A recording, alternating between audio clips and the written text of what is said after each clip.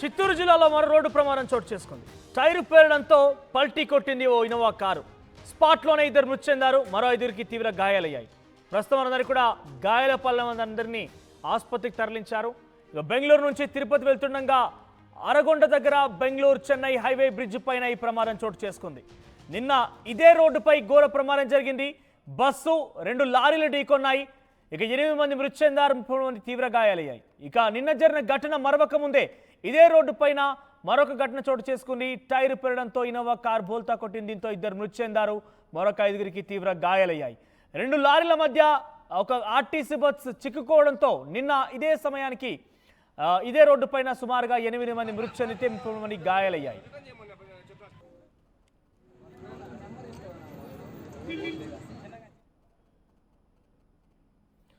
దీనికి సంబంధించి మరిన్ని అప్డేట్స్ మన ప్రతినిధి లోకేష్ అందిస్తారు. ఎస్ లోకేష్, వరుస యాక్సిడెంట్లు కలకలం రేస్తున్నాయి. నిన్నటి నుంచి సుమారుగా ఈ రోజు వరకు 10 మంది ఇదే రోడ్డు పైన మృత్యువాత పడ్డారు. సో నెత్తురోడుతున్నటువంటి రోడ్ల పైన అధికారులు ఎటువంటి చర్యలు తీసుకుంటున్నారు? ప్రస్తుతం ఈ రోజు జరిగిన ఘటనపై అప్డేట్స్ ఏంటి? మనోజ్, మీరు అన్నట్టుగా నిజంగానే ఉమ్మడి చిత్తూరు జిల్లాలో వరుస రోడ్డు ప్రమాదాలతో కూడా రోడ్డు రక్తమొట్టుతున్నటువంటి సంఘటనలు అనేకం జరుగుతున్నాయి. గడిచినటువంటి 3 రోజుల్లోనే దాదాపు 3 యాక్సిడెంట్లు నమోదైనటువంటి పరిస్థితి. మొదటగా ఏదైతే తిరుపతి జిల్లాకు సంబంధించి ఇటు బాక్రపేట ఘాట్ రోడ్ లో జరిగినటువంటి యాక్సిడెంట్ కావచ్చు, అదేవిధంగా నిన్న ఆర్టీసీ బస్సు అదేవిధంగా లారీ ఢీకొన్నటువంటి ఘటనలో 8 మంది మృత్యువారు.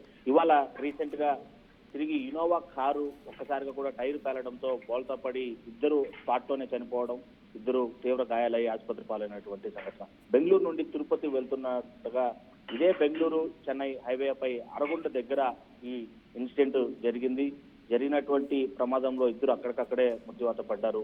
అయితే నిన్న జరిగినటువంటి ఈ రోడ్డు ప్రమాదం మరో రోడ్డు ప్రమాదం నమోదవడంతో అధికారులంతా కూడా ఏం చేయాలో అర్థం కానటువంటి స్థితిలో ఉన్నారు. తరచూ అయితే మాత్రం ఆ రోడ్లో భద్రత పాటించాల్సినటువంటి ఆవశ్యకత ఎంతైనా ఉంది. అదేవిధంగా సూచన బోర్డులు ఏర్పాటు చేయడమే కాకుండా పోలీసుని డిప్లొమేట్ చేయాల్సినటువంటి ఆవశ్యకత ఎంతైనా ఉందని కూడా ఇటు చిత్తూరు జిల్లా కలెక్టర్ సైతం చెప్పినటువంటి పరిస్థితి.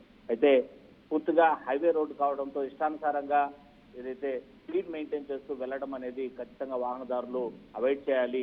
చాలా స్లోగా వెళ్తూ తమ ప్రాణాలను నిలుపుకోవడమే కాకుండా ఎదుటివారి ప్రాణాలు కూడా గౌరవించే విధంగా వెళ్ళాలని కూడా పలువురు సూచిస్తున్నటువంటి పరిస్థితి కనిపిస్తుంది. మనోజ్, బట్ లోకేష్, అంటే ప్రధాన కారణం ఏంటి?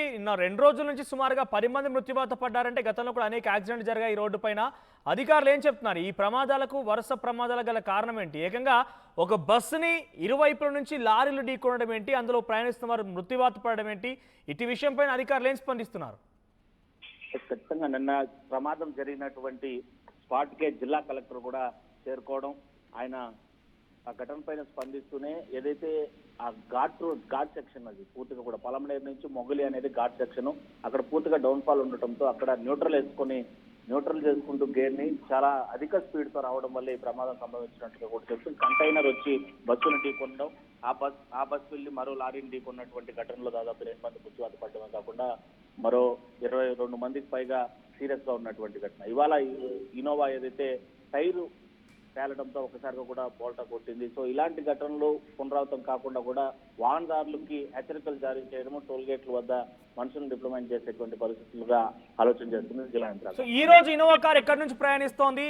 ఆ ప్రయాణికుల్లో ఎవరెవరు ఉన్నారు? వారంతా ఒకే కుటుంబానికి చెందిన వారా? ప్రస్తుతం ఇబ్బంది పడ్డ వారైతే క్షతగాత్రులను ఎక్కడికి తరలించారు? బెంగళూరు నుండి ఇది తిరుపతి వెళ్తుండగా కూడా ఇదే బెంగళూరు చెన్నై హైవే పైన అరగొండ దగ్గరలో జరిగినటువంటి రోడ్డు ప్రమాదంగా తెలుస్తుంది. ఒకసారిగా హై స్పీడ్ లో వెళ్తున్నటువంటి దాదాపు 80కి పైగా స్పీడ్ మెయింటైన్ చేస్తున్నట్లుగా కూడా ప్రాథమికంగా మనకు అందుతున్నటువంటి సమాచారం. ఒక్కసారిగా టైరు పేలడంతో ఆ ఇనోవా కారు పల్టీలు కొట్టి మరీ ముందుకు వెళ్ళిపోయినటువంటి ఘటన. ఈ ఘటనలో దాదాపు 7 మంది వెహికల్లో ఉన్నప్పటికీ 2 స్పాట్ లోనే చనిపోయారు. మరో 5 మందిని కూడా దగ్గరలో ఉండేటువంటి అపోలో ఆసుపత్రి, అరగొండ దగ్గర ఉన్నటువంటి అపోలో ఆసుపత్రిలో చికిత్స పొందుతున్నారు. వాళ్ళ పరిస్థితి కూడా కొంచెం బాగానే ఉందని చెప్పి కూడా జిల్లా యంత్రాంగం చెప్తున్నటువంటి పరిస్థితి. Manoj, thank you Lokesh. So ఇక్కడ మీకు కనబడుతున్న దృశ్యాలు కొంత మిమ్మల్ని కలవరపాటు గురి చేయొచ్చు. ఇబ్బందికర దృశ్యాలు అయితే కనబడుతున్నాయి. చాలా ఘోరమైన యాక్సిడెంట్ అయితే చోటు చేసుకుంది. కానీ కేవలం ఈ వార్తని మీకు ప్రచురించడం మా ఉద్దేశం. అక్కడ జరిగిన విషయాల్ని, వాస్తవాల్ని మీకు తెలియజేయడం మాత్రమే. చిత్తూరు జిల్లాలో వరుస రోడ్డు ప్రమాదాలు చోటు చేసుకుంటున్న నిన్న ఒక ఆర్టీసీ బస్సుని ఇరువైపుల నుంచి లారీలు ఢీకొనడంతో బస్సులో ప్రయాణిస్తున్న సుమారుగా 8 మంది మృత్యువాత పడ్డారు. 33 మందికి తీవ్ర గాయాలయ్యాయి. ఈరోజు తాజాగా ఇదే రోడ్డు పైన మరొక యాక్సిడెంట్ కూడా జరిగింది. ఇన్నోవా కార్ ప్రయాణిస్తున్న నేపథ్యంలో ఒక్కసారిగా టైర్ పెరగడంతో కార్ బోల్తా కొట్టింది. దీంతో కారులో ప్రయాణిస్తున్నటువంటి 2 మృతి చెందారు, మరొక 5గురికి తీవ్ర గాయాలయ్యాయి. వారంతా కూడా బెంగళూరు నుంచి తిరుపతికి వస్తున్నట్టు తెలుస్తోంది.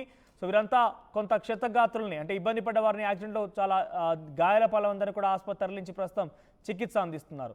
సో అధికారులు అయితే వరుస యాక్సిడెంట్ల విషయంలో కొంత అప్రమత్తం అవుతున్నారు. కొన్ని సూచీలని అక్కడ యాక్సిడెంట్ ప్రోన్ ఏరియాగా కూడా ప్రకటించి దాంట్లో కొన్ని కట్టుదిట్టమైన ఏర్పాట్లు చేసి స్పీడ్ నియంత్రణ కావచ్చు, లేదంటే ఇతర స్పీడ్ బ్రేకర్స్ లాంటివి కూడా కావచ్చు, ఇవన్నీ కూడా ఏర్పాటు చేసేందుకు అధికారులు అప్రమత్తమయ్యారు. సో ప్రస్తుతం ఈ రోజు ఘటనతో సుమారుగా 2 రోజుల్లోనే ఇదే రోడ్డు పైన 10 మంది మృత్యువాత పడ్డారు.